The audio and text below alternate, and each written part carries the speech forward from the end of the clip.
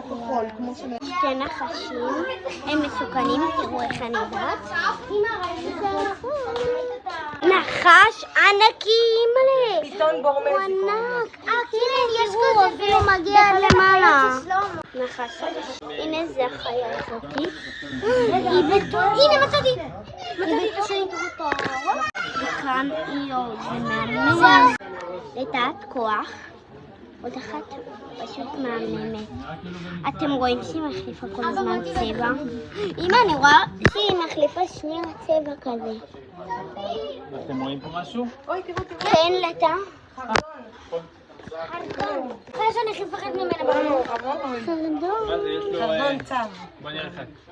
יש לו קוצים בזנב. שלום. למה? זה חמוד. מה שלומך, מתוק? בא לי כזה בבית. אסור לדפוק על הזכוכית. לא רואים את הזה. זה הוא דופק, לא אנחנו. לא, אסור. זה כמו שאסור לדפוק לאוגי. טאדאם.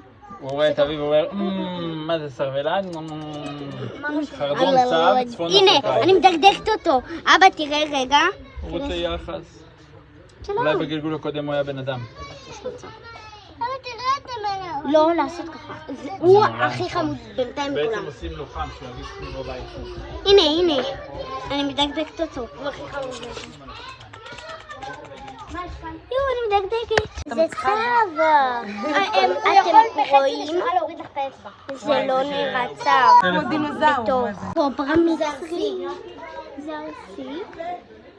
צבו את זה כמו בלמוד. היא מצרית. פיתן שחור. פה יש חור.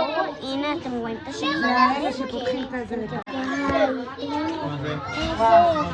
אנקונדה. אנקונדה זה מהמם. בצע שיש בערים. פתאום ירוק וגם שלי, לא תסביר לו רואים. איפה. מה, לא ראינו עדיין. אתה רואה? אנחנו בזחליה. יש בית פנחס, כן, הנה, אתם רואים את המוצרים, הדבר שזה ממש דומה, זה בול אותו דבר. תראו, אני באה, לא רואה כלום, אבל אחותי יש לה עין טובה, אז הנה. זה חדש, פשוט הולכים לשים שם את התצוגה להקדמה. איזה יפה חיה, אתם לא מאמינים. תראו איזה מהמם, משהו שנראה כמו עכביש.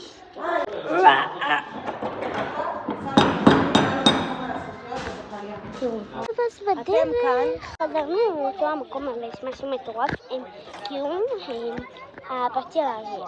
יודעים, האריה, וואו, הוא מסתכל בדיוק עליי.